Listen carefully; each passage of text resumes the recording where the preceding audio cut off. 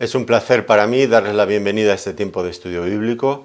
Estamos juntos en el Evangelio de Juan, avanzando poco a poco a través de estos pasajes tan intensos, tan emocionantes, en los que de una manera tan clara podemos contemplar y considerar a la persona de nuestro Señor Jesucristo. En esta ocasión, si me quieren acompañar, vamos a comenzar haciendo una lectura en el Evangelio de Juan, en el capítulo 3, y a partir del versículo 31 hasta el final del capítulo. Y es un pasaje que contiene grandes verdades que son, en fin, transmitidas como pinceladas, pero tendremos necesariamente que detenernos en todas ellas porque tratan asuntos realmente muy importantes de gran trascendencia. Vamos entonces a hacer esta lectura, como les decía, capítulo 3, versículo 31, que dice de este modo: El que de arriba viene es sobre todos. El que es de la tierra es terrenal y cosas terrenales habla. El que viene del cielo es sobre todos. Y lo que vio y oyó, esto testifica, y nadie recibe su testimonio. El que recibe su testimonio, éste atestigua que Dios es veraz, porque el que Dios envió, las palabras de Dios habla, pues Dios no da el Espíritu por medida. El Padre ama al Hijo, y todas las cosas ha entregado en su mano. El que cree en el Hijo tiene vida eterna, pero el que rehúsa creer en el Hijo no verá la vida, sino que la ira de Dios está sobre él.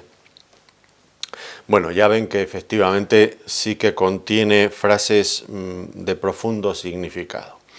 Ahora, la primera cuestión que han debatido muchos es si estas palabras fueron pronunciadas por Juan el Bautista, como continuación de lo que ya vimos en nuestra sesión anterior, o son las propias reflexiones del evangelista, de Juan, que nos las transmite aquí. Pienso que todo debate en ese sentido pues es finalmente irrelevante, porque son palabra de Dios que han sido inspiradas sin lugar a dudas por el Espíritu Santo, independientemente de cuál de los dos mensajeros haya sido el mediador. En cuanto al contenido de lo que se habla, sí que es cierto que continúan las diferencias entre Juan el Bautista y nuestro Señor Jesucristo. Juan el Bautista, por un lado, presentado, ya lo hemos visto, como profeta de Dios, como el más grande de todos los profetas, pero en contraste con el Hijo, la persona divina del Hijo, el Hijo de Dios, el Cristo. Por lo tanto, hay una diferencia abismal que una vez más se va a volver a subrayar en este pasaje, aunque quizás poniendo el énfasis en un punto concreto, y es que esta diferencia entre Juan y el mismo Hijo de Dios pues finalmente da como resultado también, y es de lo que va a tratar en los primeros versículos, la infinita superioridad de la revelación de Dios que nos viene por medio del Hijo en comparación con la revelación que el propio Juan el Bautista, como portavoz de Dios, como profeta de Dios, nos había dado. Y este va a ser, en principio, el tema que vamos a abordar al principio, en estos primeros versículos. Noten, por lo tanto, cómo comienza el texto. El que de arriba viene es sobre todos. Para enfatizar el contraste, ¿no? El que de arriba viene es sobre todos. El que es de la tierra es terrenal y cosas terrenales habla. El que viene del cielo es sobre todos. Bueno, pues este es el contraste que ya les he anunciado que se está estableciendo aquí. El argumento es muy sencillo, según lo expresa aquí. El origen de una persona determina su naturaleza. El origen, la procedencia de una persona determina su naturaleza. En este caso, Juan el Bautista, pues era el heraldo de Cristo, pero él era de la tierra, era de aquí, por lo tanto era terrenal, o lo que es lo mismo, era simplemente un hombre. En contraste con esto, pues nos dice que el Señor viene del cielo y por lo tanto su procedencia determina su naturaleza. es sobre todos. Lo que nos da a entender, y lo veremos aún con más claridad en los próximos versículos, es que tiene una naturaleza divina, es sobre todos. Tiene que ser Dios, evidentemente, porque para estar sobre todos y sobre todo, como también va a enfatizar más adelante, pues es que es Dios. Por lo tanto, el origen determina la naturaleza. Si el origen es de aquí de la tierra, como Juan el Bautista, es terrenal, es hombre. Si el origen es del cielo, como es el caso del Señor Jesucristo, su naturaleza es divina. Por lo tanto, el evangelista está señalando a nuestro Señor Jesucristo como el soberano de todo, y que tiene toda la autoridad, puesto que está sobre todo, tiene toda la autoridad sobre todas las cosas creadas. Esto lo expresó muy bien el apóstol Pablo en un versículo bien conocido por los creyentes que encontramos en Colosenses, capítulo 1, versículos 15 y 16. Él, hablando acerca de nuestro Señor Jesucristo, Él es la imagen del Dios invisible, el primogénito de toda creación, porque en Él fueron creadas todas las cosas, las que hay en los cielos y las que hay en la tierra, visibles, invisibles, sean tronos, sean dominios, sean principados, sean potestades. Todo fue creado por medio de Él y para Él. Es sobre todos porque es del cielo, porque es divino. Y porque por medio de Él fueron creadas todas las cosas. Fueron creadas por medio de Él, como acabamos de leer, y para Él. Él es Señor de todos. Es la soberanía de nuestro Señor Jesucristo. El apóstol Pablo lograba verlo con tanta nitidez, en toda su hermosura, en toda su gloria, en toda su grandeza. Qué bueno sería que nosotros también tengamos esta misma percepción de quién es Cristo y de su grandeza. Porque a veces estamos tan acostumbrados a leer los evangelios y ver que es un hombre, que también es un hombre, evidentemente. Y nos quedamos más bien con esa dimensión, con esa perspectiva, pero es mucho más que un hombre. Antes de ser hombre, como ya estudiamos en el capítulo 1, en los primeros versículos, era Dios por toda la eternidad.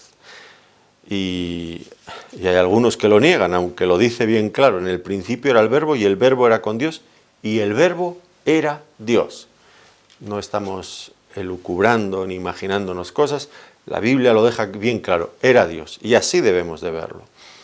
Aquí se nos dice, era sobre todas las cosas. Pablo dice, por medio de Él fueron creadas todas las cosas y son hechas para Él.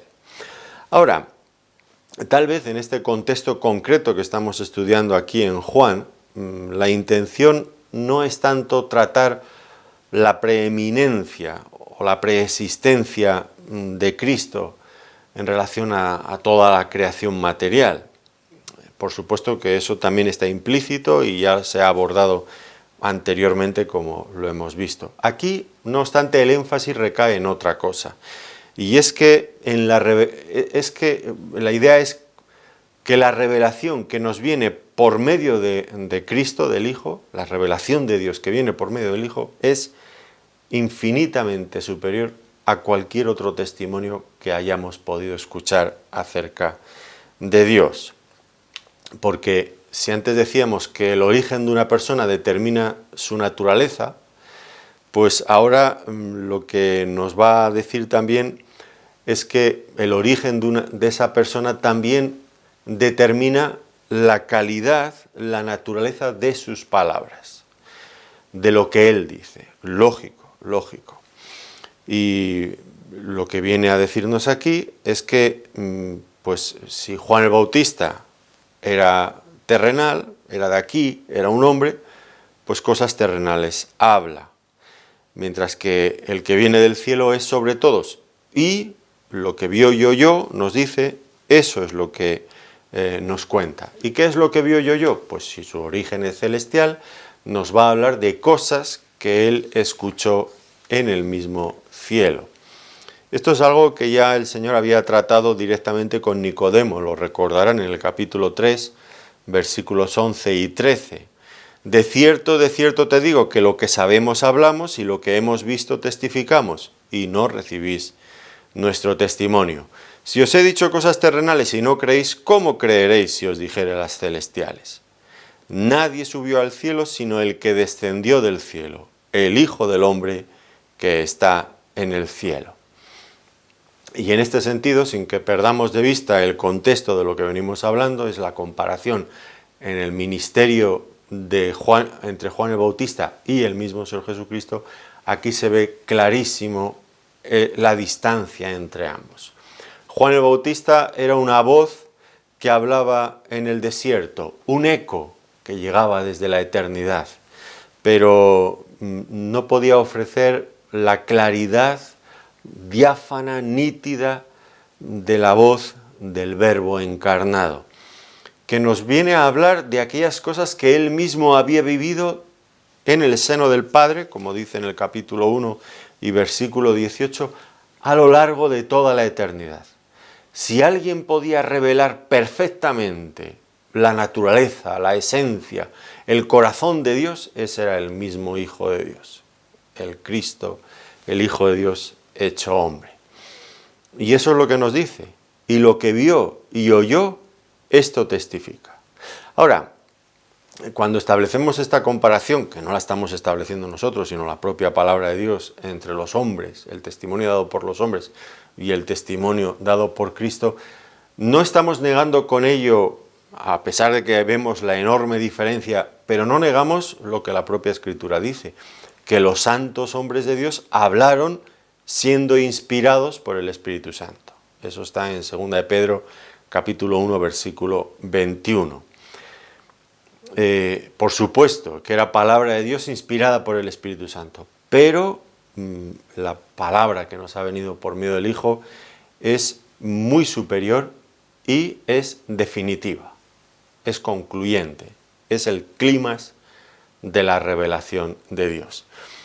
Esto lo expresa perfectamente el autor a los Hebreos en el capítulo 1, versículos 1 y 2, que dice: Dios, habiendo hablado muchas veces y de muchas maneras en otro tiempo a los padres por los profetas, en estos postreros días nos ha hablado por el Hijo, a quien constituyó heredero de todo y por quien asimismo hizo el universo. Podríamos comparar esta revelación con el propio sol. Cuando sale por la mañana, pues sus rayos ya empiezan a alumbrar con una luz tenue. Pero cuando llegamos al mediodía, el sol manda sus rayos perpendicularmente y calienta e ilumina sin que nada se pueda esconder de su presencia. Y así ha ocurrido. Los profetas nos hablaron de parte de Dios y nos hablaron correctamente de Dios. Pero su luz era débil. Sí, alumbraba lo suficiente como para ver bien, pero no con esa nitidez, con esa claridad que nos ha traído el mismo Hijo de Dios. Ahora, como digo, el hecho de que sean diferentes en intensidad no quiere decir que no fueran palabra de Dios lo que vino por los profetas. El contenido era lo mismo, la inspiración, por supuesto, en todos los casos era divina, tenía una procedencia celestial, pero tiene que ver con el grado, con la intensidad, con la profundidad con la que habla el Hijo. Y es que no puede ser de otra manera, porque ningún hombre puede conocer a Dios como el mismo Hijo de Dios. Y por otro lado, esto lo necesitamos. Esta es la primera cuestión que uno estudiaría si hiciéramos un curso de doctrina bíblica, sería por donde tendríamos que comenzar necesariamente. Dios se ha revelado, la revelación de Dios. Si Dios no se ha revelado, no tenemos ni idea de cómo es Dios. Tan concluyente es el asunto. Fíjense bien lo que les digo. Si Dios no se ha revelado, no sabemos absolutamente nada acerca de Dios. Sí, podemos dejar correr nuestra imaginación, podemos suponer cosas, pero nunca tendremos certeza absoluta de nada. Y lo más seguro es que imaginemos cosas totalmente irreales. La primera necesidad que tiene el ser humano es que Dios se revele, que viene a ser algo así como que Dios descorra el velo para que nos permita ver más allá de lo que somos capaces de ver, porque somos de aquí abajo, de la tierra, por lo tanto lo que pensamos, lo que hablamos son cosas terrenales, somos incapaces de percibir lo eterno, lo divino, lo grande de Dios. El ser humano necesita esta revelación de Dios, tan diferente de la tendencia en nuestro mundo moderno, que la gente cada vez menos quiere escuchar lo que Dios ha dicho y quiere escuchar más lo que sale de su propio corazón, no atendiendo, por supuesto, a lo que ya el profeta Jeremías anunció de parte de Dios bien claramente. Engañoso es el corazón del hombre y perverso más que todas las cosas. ¿Quién lo conocerá? De lo último que debemos de fiarnos es de nuestro propio corazón. Y hoy cada vez hay más personas que dicen que cuando quieren aconsejar algo muy profundo a otro, le dicen, tú escucha la voz de tu corazón. Eso es lo último que yo escucharía. No quiero escucharlo de ninguna forma. Porque si quiero saber cosas, verdades absolutas y eternas, no las puedo buscar dentro de mí, sino las tengo que buscar fuera de mí. Y tiene que ser una iniciativa que surja de Dios. Y esta es la gran diferencia entre el cristianismo y todas las religiones que usted pueda encontrarse. ¿Por qué? Porque en las religiones usted se va a encontrar hombres que han meditado y que han llegado a ciertas conclusiones que a ellos y a sus seguidores les han parecido estupendas, pero que no pasan de ser eso, cosas terrenales, cosas de hombres, cosas que surgen de la mente humana. Pero el cristianismo es Dios desde afuera, desde la eternidad, dándose a conocer a los hombres. Esta es la gran diferencia. No estamos hablando de cosas que un hombre ha imaginado, sino de cosas que Dios mismo ha dicho de sí mismo. Y o Dios toma la iniciativa de decírnoslas o nunca lo sabremos. Pero Dios, claro que ha tomado la iniciativa, claro que desea que las criaturas que Él mismo ha creado le puedan conocer, le conozcan. Y Dios lo ha hecho, por supuesto que lo ha hecho, de una forma bien clara. Pero noten esta diferencia. Dios revelándose y el hombre en la religión interpretando cómo será Dios. Esto es, al final es grotesco, es absurdo, es ridículo. Un exponente bien claro de todo esto lo pueden encontrar en lo que queda del panteón griego o el romano, me da lo mismo.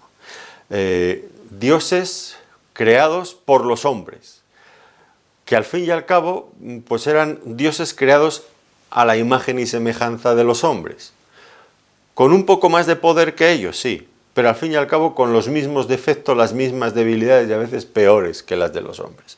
Bueno, eran el producto de la mente humana, se dan cuenta, ¿no?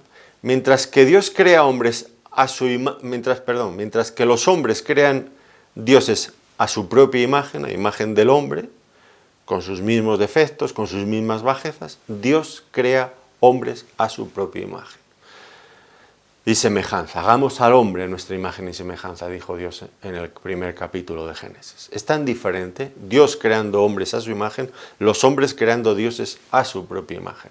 Esa es la diferencia entre el verdadero cristianismo bíblico y cualquier religión que usted se pueda encontrar. Y cuidado, porque hay religiones también de signo cristiano que al final lo que hacen es invalidar la palabra de Dios para introducir sus propias ideas humanas. Por eso encontrará usted diferencia, que esto nos lo dicen muchas veces. ¿Por qué hay diferencias entre tantas religiones cristianas? Bueno, la diferencia fundamental está en, esto me pasó una vez, recuerdo con un católico, un amigo católico, estábamos hablando y decidimos hablar de un tema, el tema del papado. Y fue una cuestión maratoniana, porque primero uno tenía un tiempo para hablar, no sé si eran 40 minutos o una hora, luego el otro tanto, luego venía el tiempo de réplicas, otro tiempo, bueno, como grandes debates de televisión, pero estábamos solos nosotros. Y nos respetábamos los tiempos, y etcétera, etcétera. Y llegó un momento en que él me dijo bien claramente, dice, nunca nos vamos a poner de acuerdo. Y la razón es muy sencilla, la dijo él, no yo. La razón es muy sencilla. Tú, me dijo él, tú solamente aceptas la Biblia como revelación de Dios. Y entonces me dijo él, y yo en ese caso no te puedo demostrar que el Papa sea, o el papado sea algo que Dios ha instaurado. Pero yo no creo solamente en la Biblia, yo creo también en toda la tradición de la Iglesia a lo largo de los siglos. Y entonces sí que puedo demostrar el papado. fue muy honesto, y esta es la gran diferencia. Pero ¿se dan cuenta lo que ha pasado? Las personas dejan arrinconada a un lado la revelación de Dios para introducir la tradición. ¿Y qué es la tradición? Pues como el Señor Jesucristo dijo muy claramente en Marcos en el capítulo 7, son las tradiciones de los hombres, son cosas de hombres. Al final vuelve a ser el hombre imponiendo sus propios criterios, lo que él quiere. Por eso nosotros como creyentes solo aceptamos la Biblia, porque la Biblia es esta revelación que viene de la eternidad de Dios.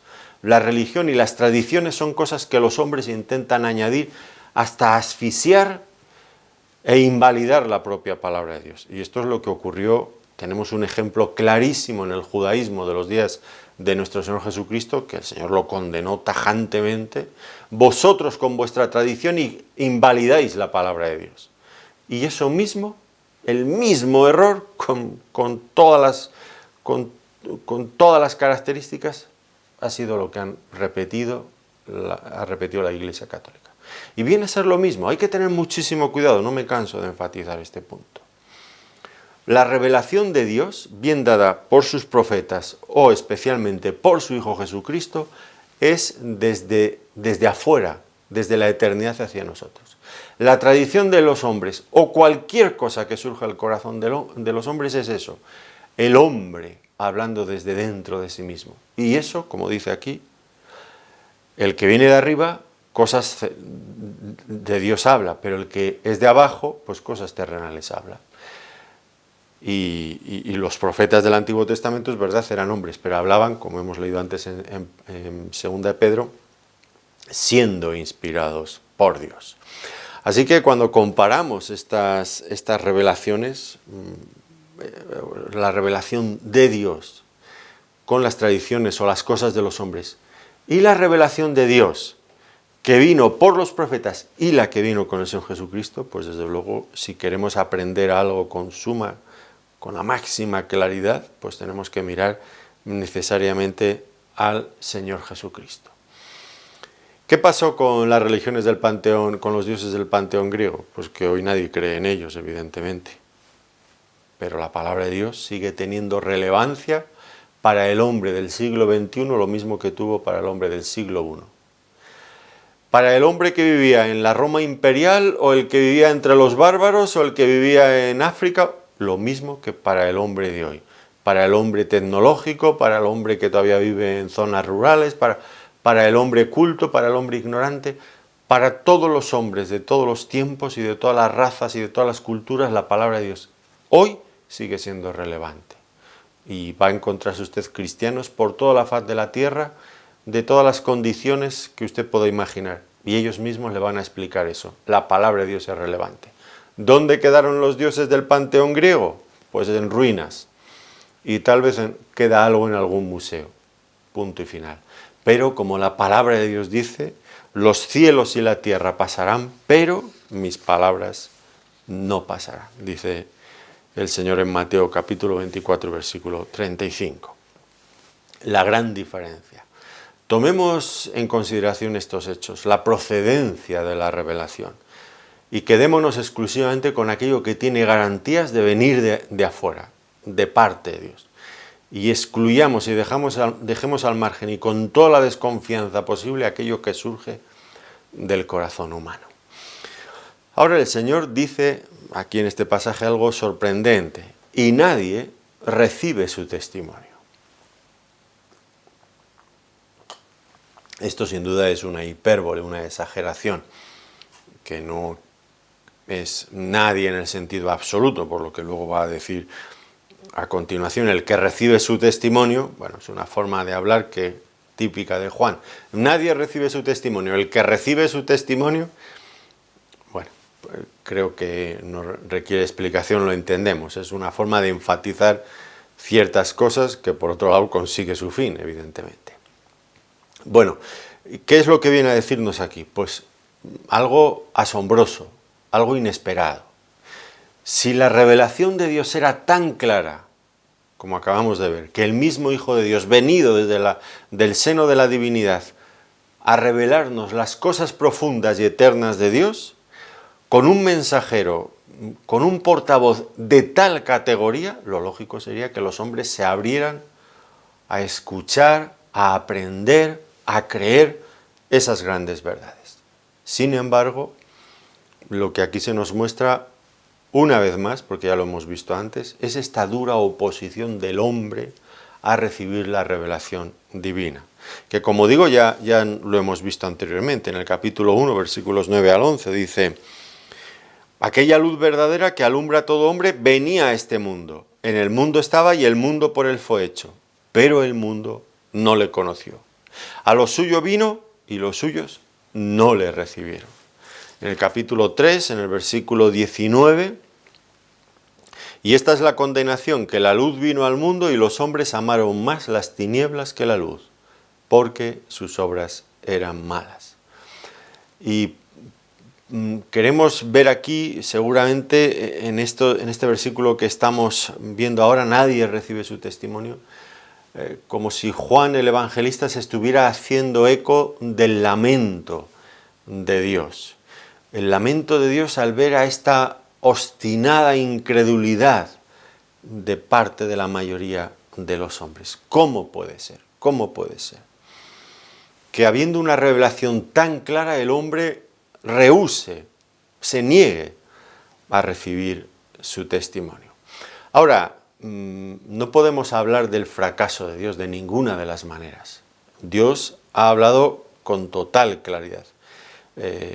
Dios no ha fallado en darse a conocer, de ninguna de las maneras. El problema no es del hombre, no es de Dios, perdón, sino que es del hombre, de su propio corazón. No amaron la luz, sino que amaron más las tinieblas porque sus obras eran malas, acabamos de leer. Pero el apóstol Pablo en Romanos hace un diagnóstico aún más demoledor. En Romanos capítulo 1, versículos 19 y también el 21, dice: porque lo que de Dios se conoce les es manifiesto, pues Dios se lo manifestó. Porque las cosas invisibles de Él, su eterno poder y deidad, se hacen claramente visibles desde la creación del mundo, siendo entendidas por medio de las cosas hechas, de modo que no tienen excusa. Pues habiendo conocido a Dios, no le glorificaron como a Dios, ni le dieron gracias, sino que se envanecieron en sus razonamientos, y su necio corazón fue entenebrecido. Bueno, lo que nos está diciendo este diagnóstico que hace Pablo, inspirado por Dios, es que en realidad sí que conocieron, sí que tenían evidencias, pero aunque llegaron a conocer porque las cosas de Dios se les manifestaron, ellos no quisieron reconocerlas, lo que habría implicado darle gracias a Dios, pero no quisieron darle gracias, ni le quisieron dar la gloria. Pero la revelación era tan efectiva que dice Pablo que no tienen excusa, no tienen excusa. Y eso, en el contexto de Romanos, es la revelación primaria que viene por medio de la creación. Dios hablando de su eterno poder y deidad por medio de la creación. Pero es que ahora estamos hablando de un nivel muy superior de revelación. Ya no esa voz clara que habla por medio de la creación, como diría el salmista, creo que es en el Salmo 19, un día emite palabra a otro día. No hay lenguaje ni palabras, pero por toda la tierra salió su gloria. Bueno, no recuerdo si es literalmente así, pero creo que la idea realmente es esa, ¿no?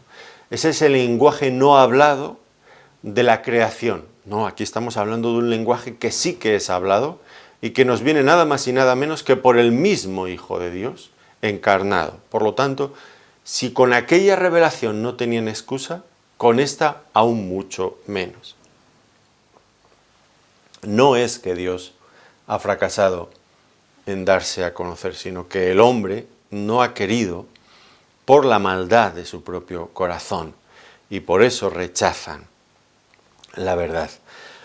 Y notemos lo que dice: nadie recibe su testimonio, que es muy categórico, aunque ya hemos visto que lo que quiere decir es que hay una inmensa mayoría, muy representativa, de la humanidad que rehúsa, se resiste a creer.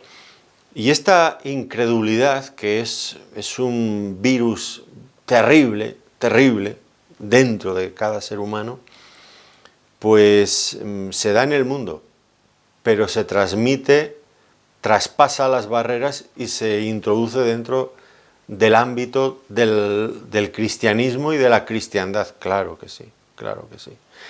Incluso dentro de la propia Iglesia hay muchos que, diciéndose creyentes, muy probablemente no lo sean. Yo estaba asustado cuando, de recién convertido, escuché a un predicador, creo que era de los Estados Unidos, que decía que dentro de las iglesias creía que solamente el 10% de los creyentes, de los que se decían creyentes, eran auténticos creyentes. A mí me pareció una cosa, me pareció una exageración enorme.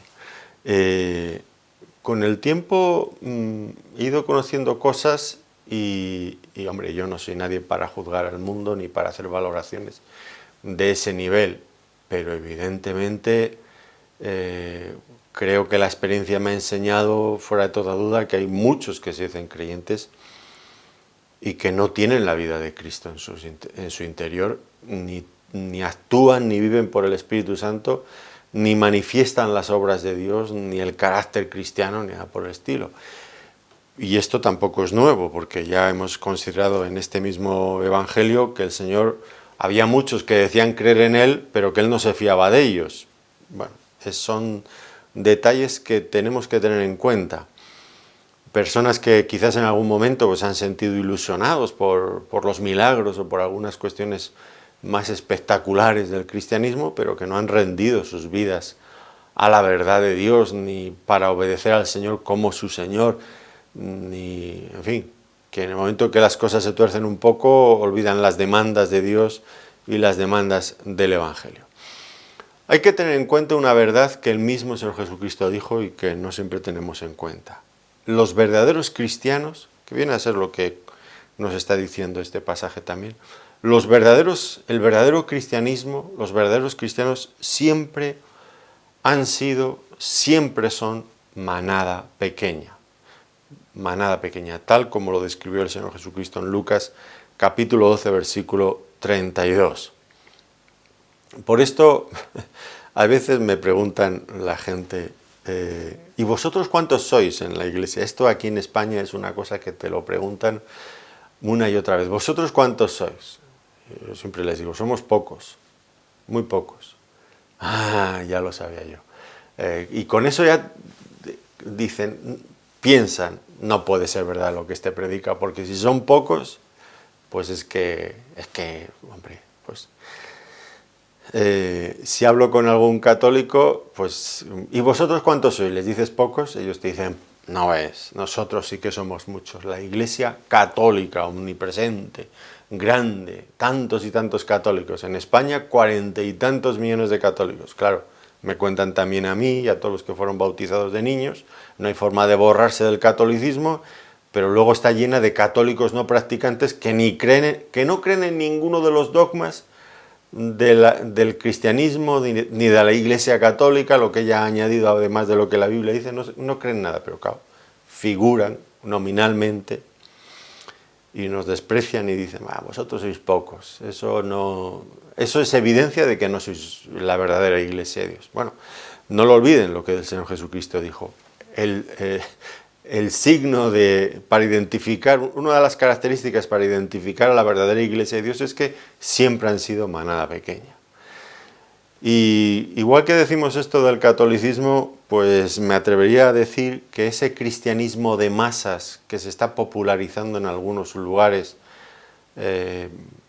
tal vez en Latinoamérica y en otras partes, pues que parece que todo el mundo ya es evangélico. Cuidado, porque eso no se corresponde con este patrón. Vosotros sois manada pequeña.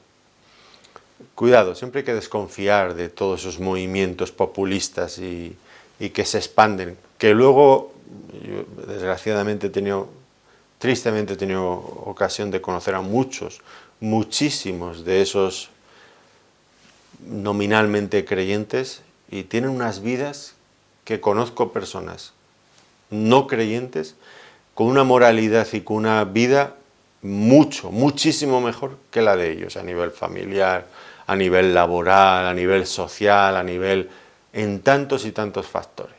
En fin, para desconfiar seriamente de mucho que eso se nos presenta hoy como cristianismo y que son movimientos superfluos que no han llegado al corazón y mucho menos a la voluntad, y dudo que ni a la mente siquiera de las personas, que se han dejado llevar por emociones y no hay nada más que eso. Y hoy están emocionados con eso y mañana pueden estar en otra parte haciendo otra cosa porque se han emocionado con otra cosa. Cuidado, esto que describe aquí es a tener en cuenta. Luego dice lo contrario, bueno, no lo contrario en el sentido de que algo diferente, sino que habla de los que sí que reciben su testimonio. Y dice que el que recibe su testimonio, atestigua que Dios es veraz. Es decir, sí que hay excepciones a la incredulidad. Y este versículo ahora trata de los que sí que reciben su testimonio, los que son auténticos creyentes que se benefician de todo lo que la Biblia dice, de todo lo que Dios ha preparado y ha revelado en la palabra de Dios. Y estos, nos señala Juan, que estos atestiguan que Dios es veraz. Es decir, usa aquí una metáfora, la de un sello. Una persona de cierta importancia, pues cuando quería acreditar un documento o alguna cosa, colocaba su sello sobre él. Atestiguaba, era una forma de atestiguar, poner su sello para decir esto pertenece, esto es auténtico, esto es válido. Bueno, se usa el sello de muchas maneras, pero aquí la idea es esta, ¿no? Esto es auténtico, esto tiene el sello de la originalidad, de que es verídico, que su procedencia es real. Y aquí habla de lo que hace el creyente, atestigua que Dios es veraz. Cuando Dios envió a su Hijo al mundo, se nos ha dicho, bueno, se nos va a decir en Juan el capítulo 6 y versículo 27,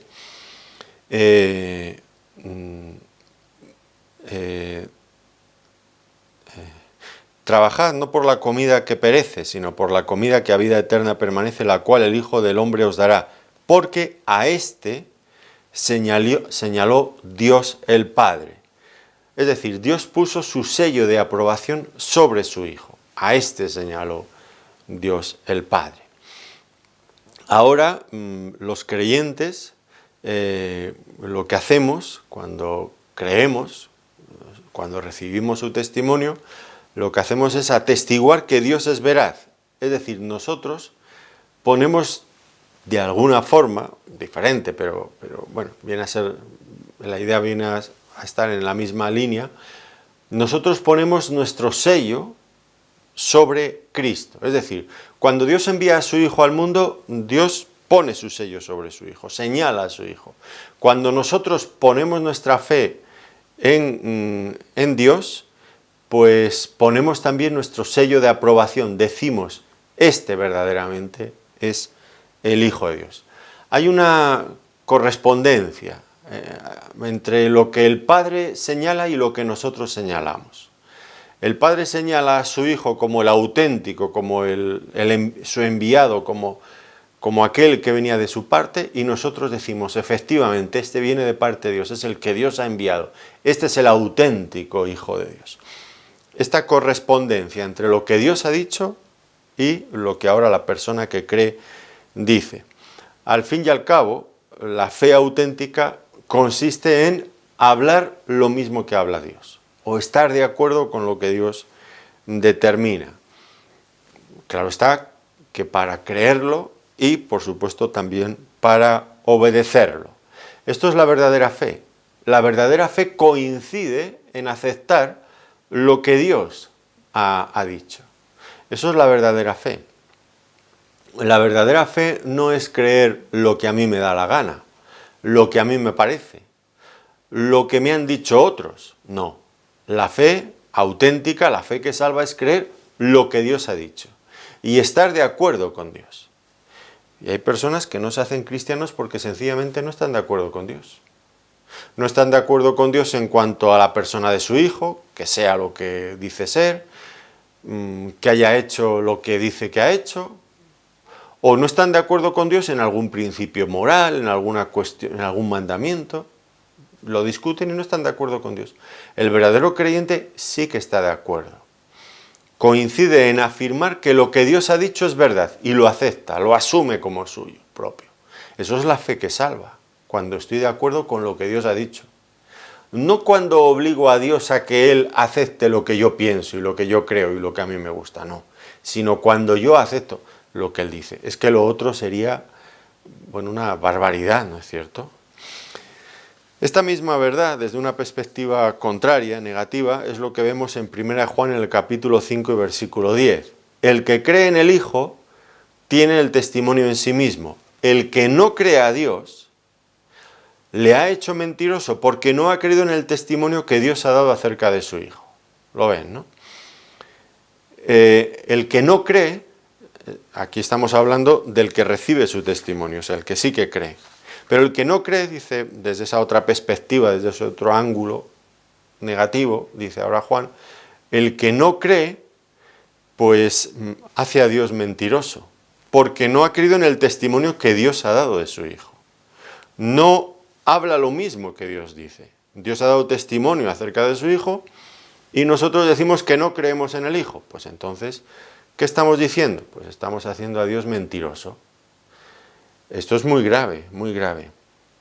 No creer, es un asunto serio, no creer el testimonio que Dios ha dado acerca de su Hijo, pues implica hacer a Dios mentiroso. Dios nos ha engañado.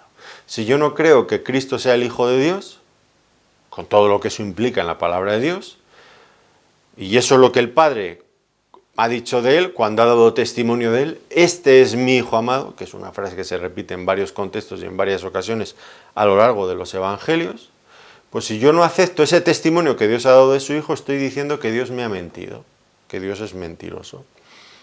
Y eso es un asunto grave, es un asunto que tendrá consecuencias importantes, terribles, ahora y toda la eternidad. Porque lo dice, el que rehúsa creer en el Hijo no verá la vida, sino que la ira de Dios está sobre él. Esto nos lo dice al final, en el versículo 36 de la porción que estamos estudiando hoy. Es un asunto serio, no estar de acuerdo con Dios acerca de su Hijo. ¿Y por qué? ¿Por qué es tan importante esto? Bueno, si yo digo que Dios es mentiroso y la única forma que tengo de conocer lo que hay más allá de lo que yo veo es que Dios me lo diga, pero digo que Él es mentiroso, pues por lo tanto no me creo lo que Él dice, ¿y qué posibilidades tengo yo finalmente de llegar a conocer a Dios? Ninguna, ninguna. Y aquí lo explica, porque el que Dios envió, las palabras de Dios habla. Si el que Dios ha enviado me habla las palabras de Dios y yo digo que es mentira, que Él no ha venido de Dios, pues entonces ya no escucho sus palabras. Por lo tanto, me quedo sin saber lo que es la verdad. Porque para eso vino el Señor Jesucristo, para dar testimonio de la verdad, como dice en Juan capítulo 18, versículo 37. Ahora, el Señor muestra mucha insistencia en enfatizar esto mismo, que Él, el Señor Jesucristo, había sido enviado por el Padre. Esto lo repite una y otra vez. En el Evangelio de Juan puede que llegue un momento que hasta alguno de ustedes piense, oye, es que ya está bien, ¿cuántas veces va a decirnos lo mismo? Bueno, pues este concepto de que el Hijo ha sido enviado por el Padre se repite infinidad de veces, es cierto. ¿Por qué? ¿Con qué propósito? Bueno, con el hecho de enfatizar esta verdad, que el Padre ha dado testimonio de Él, y Él lo dice desde su perspectiva, el Padre me ha enviado. No estoy hablando mis propias palabras, sino las palabras de Dios. Porque el que Dios envió, las palabras de Dios habla. El Señor Jesucristo siempre dijo que Él no era un mensajero de sí mismo, sino que había venido a revelarnos al Padre y por lo tanto las palabras de Dios habla. Desde otra perspectiva, pues podríamos también decir que esta misma verdad, que el que Dios envió, las palabras de Dios habla. Ya no pensando exclusivamente en el Hijo de Dios, pensando en cualquiera de nosotros que somos predicadores, somos pastores, tenemos algún tipo de ministerio dentro de la iglesia, somos evangelistas, lo que sea que hagamos para el Señor. El que Dios envió, si yo realmente he sido enviado por Dios, ¿cómo lo puede saber una persona? Si hablo las palabras de Dios. Usted puede contrastar lo que yo digo con lo que la palabra de Dios dice. Si coinciden, pues entonces es que he sido enviado por Dios. Si yo lo que hablo les cuento mi vida y milagros y todo lo que hago y mis anécdotas y mis experiencias, y no hablo la palabra de Dios, yo no he sido enviado por Dios. Yo estoy hablando de mí mismo, soy un mensajero de mí mismo, pero no de Dios. Ahora, el Señor Jesucristo demostró que Él sí que había venido de Dios, porque hablaba las palabras de Dios. Y hace una afirmación aquí el evangelista, pues Dios no da el Espíritu por medida. ¿Con qué finalidad? Bueno, pues por mostrarnos la suprema autoridad de la revelación dada por Cristo. En cualquier hombre, el Espíritu de Dios,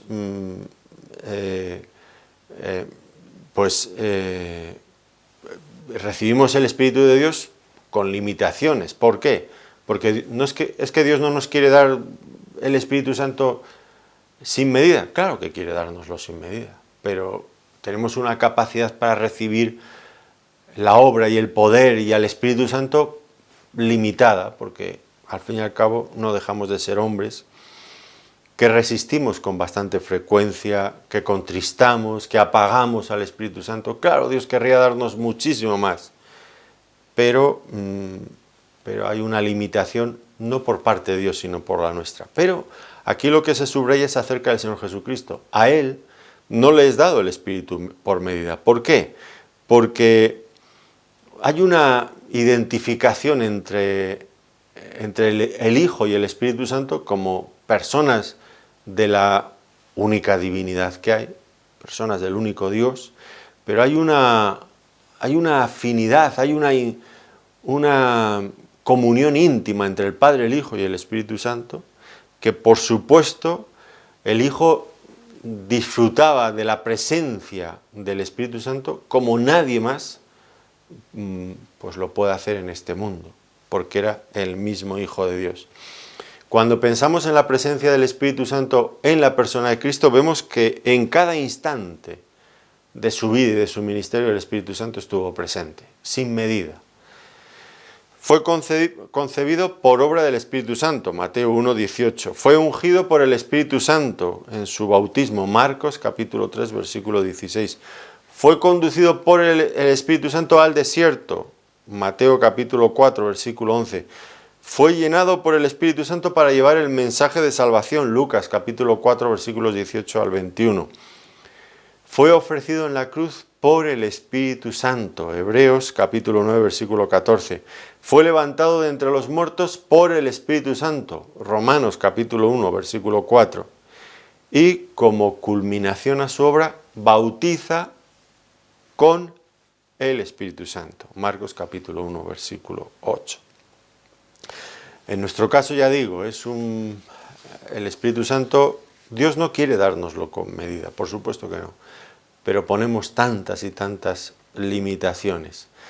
En cualquier caso, cualquier hombre que se preste, que quiera vivir en la presencia de Dios y quiera disfrutar plenamente de su presencia y de su plenitud, por supuesto, va a encontrarse que Dios no va a dar a regañadientes o escasamente el Espíritu Santo, por supuesto que no.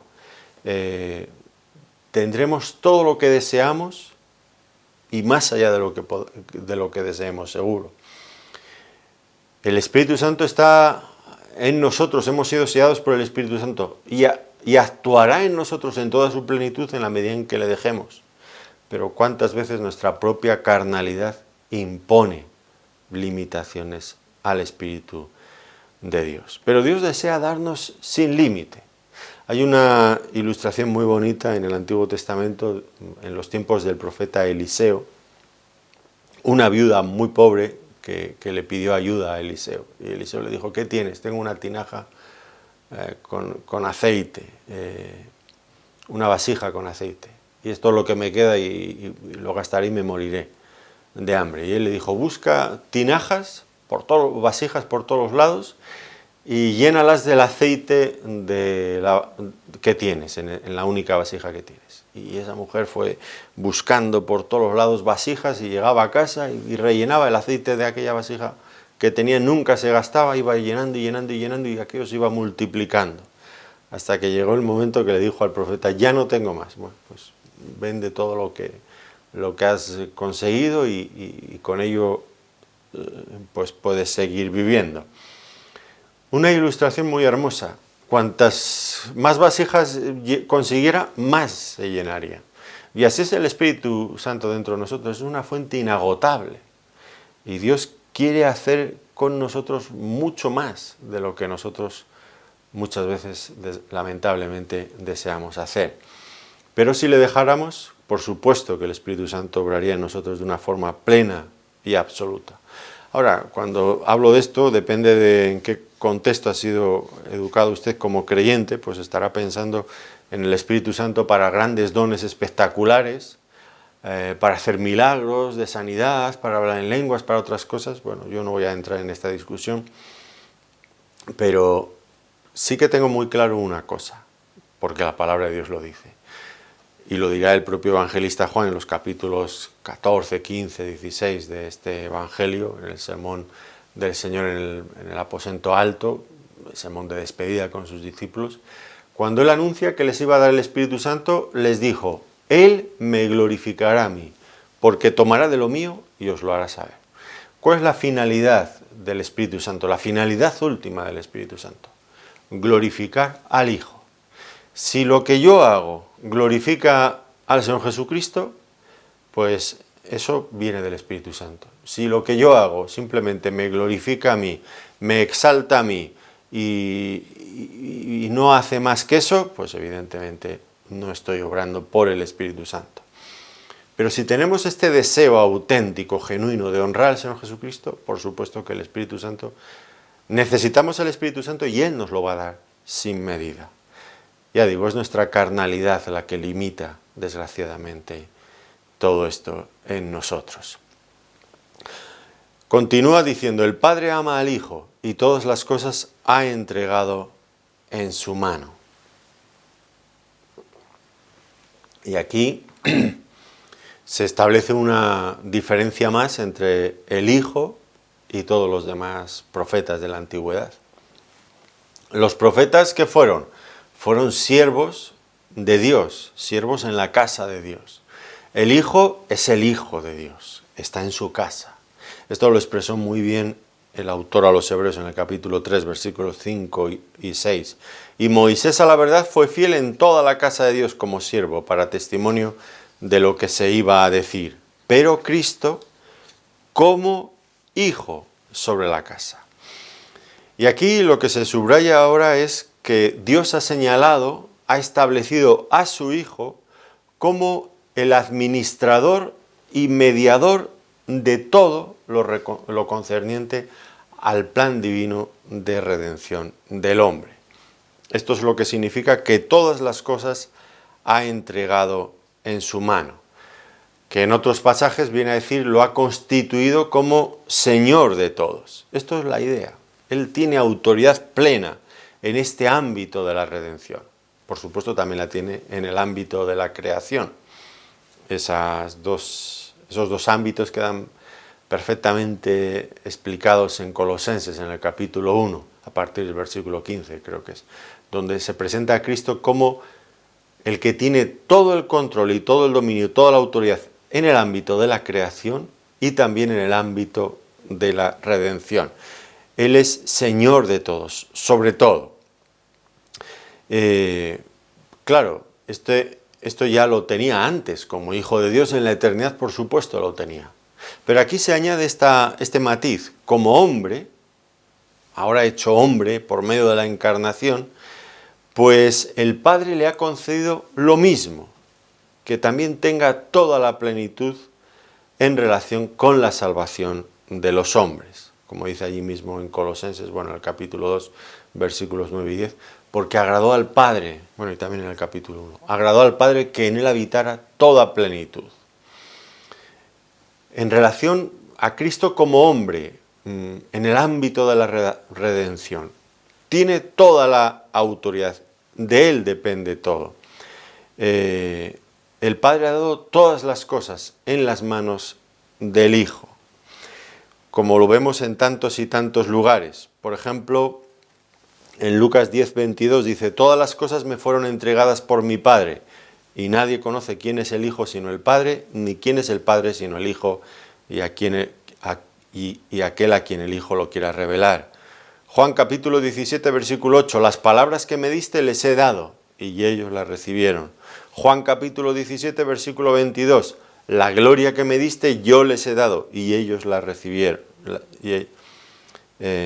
Yo les he dado para que sean uno, así como nosotros somos uno. En Juan capítulo 5, versículo 22 y también el 27, todo el juicio dio al Hijo. Le dio autoridad de hacer juicio por cuanto es el Hijo del Hombre.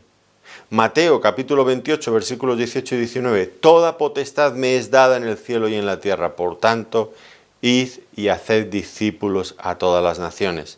Efesios capítulo 1, versículo 22, y sometió todas las cosas bajo sus pies y lo dio por cabeza sobre todas las cosas a la Iglesia. Démonos cuenta, todas las cosas dio el Padre al Hijo, en este ámbito, en esta esfera de la salvación.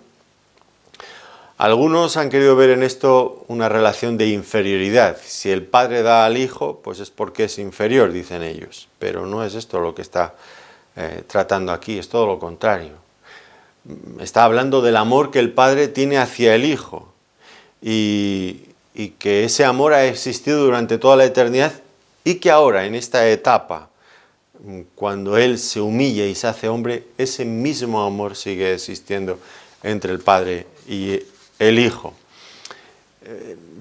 Ser hijo de Dios, ya lo he dicho tantas veces, en la cultura hebrea implicaba necesariamente participar de la naturaleza divina. Y así lo entendieron los judíos a los que les hablaba el Señor y les decía que Él era el Hijo de Dios. Automáticamente lo querían apedrear por blasfemo, porque tú siendo hombre te haces igual a Dios. Nuestra salvación, y este es un detalle que, en fin, a mí me causa tristeza. El otro día hablaba con un hermano que había estado hablando con un testigo de Jehová y le decía que el Señor Jesucristo sí es hijo como cualquiera de nosotros lo podemos ser, o los ángeles son hijos. Miren, si la salvación de la humanidad depende de un ángel que se hizo hombre y murió por nosotros, nadie será salvo. Nadie será salvo. Porque un ángel o cualquier otra criatura no tiene el poder para salvarnos eternamente, ni para salvarnos de nada. Si el sacrificio de Cristo tiene valor de salvación eterno sobre toda la humanidad, es porque es el Hijo de Dios hecho hombre. Eso le confiere un valor a su vida entregada en la cruz, capaz de salvar a la humanidad entera. Creer que Dios ha enviado a un ángel para salvar a la humanidad es el absurdo más grande que uno puede imaginar. Y no tiene nada que ver con lo que la palabra de Dios nos enseña por activa y por pasiva, por el principio y por el final. De ninguna de las maneras. Por lo tanto, puesto que el Padre ha dado al Hijo en este aspecto humano, en esta etapa de su encarnación, ha dado todo, lo ha dejado en sus manos. Por lo tanto, el que cree en el Hijo tiene vida. Y luego veremos, pero ya no hoy, sino en la siguiente sesión, que el que rehúsa creer en el Hijo no verá la vida. Tan determinante es el asunto. Todo queda en Cristo. Rechazar a Cristo es algo tremendo, pero creer en Él, pues es igualmente increíble. El que cree en el Hijo tiene vida eterna.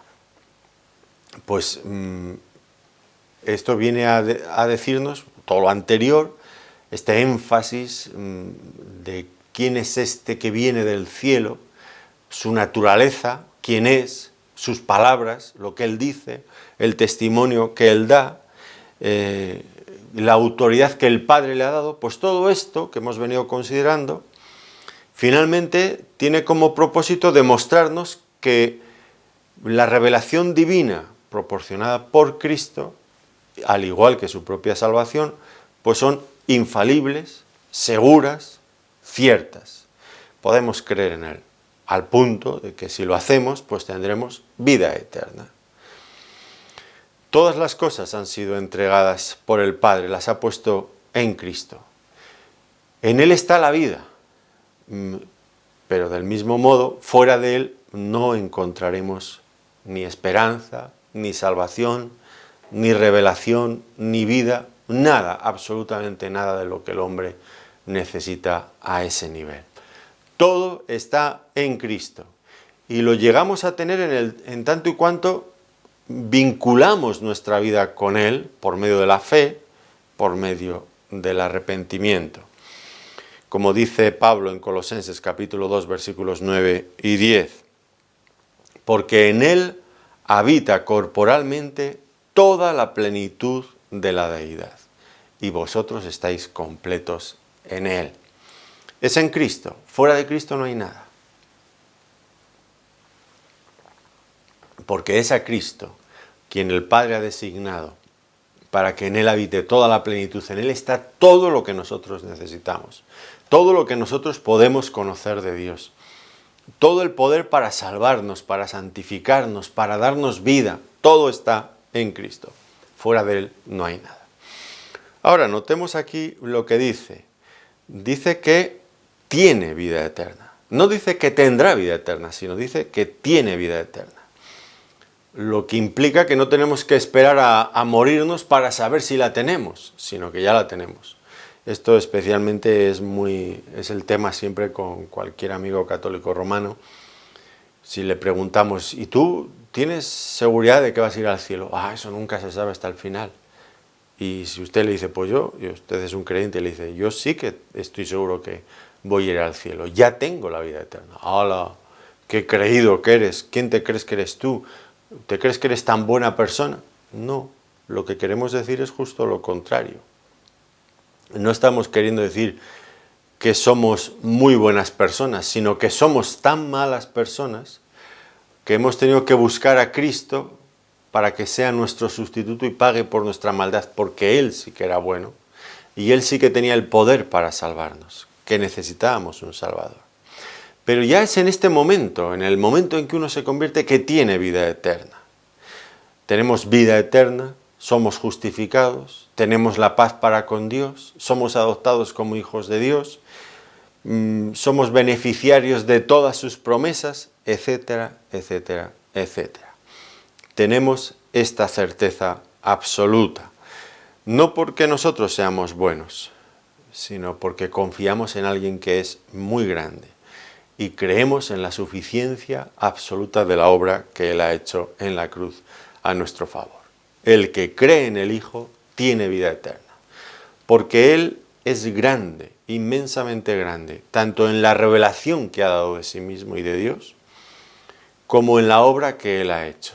Su naturaleza, su origen, lo que Él es, determina lo que Él hace.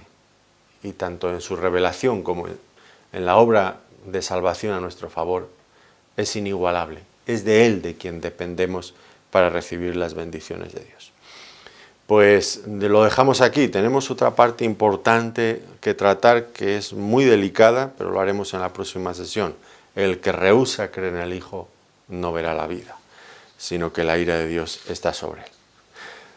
Termino preguntándole, ¿tiene usted ya la vida eterna que Cristo le quiere dar? ¿Ha conocido a Dios a través de Jesucristo por la revelación que Él ha dado? No lo deje pasar, si no es así, no lo deje pasar. Disfrute, venga a disfrutar de la vida abundante que se encuentra en Cristo. Que Dios le bendiga muy ricamente. Gracias por habernos acompañado en este tiempo. Muchas gracias.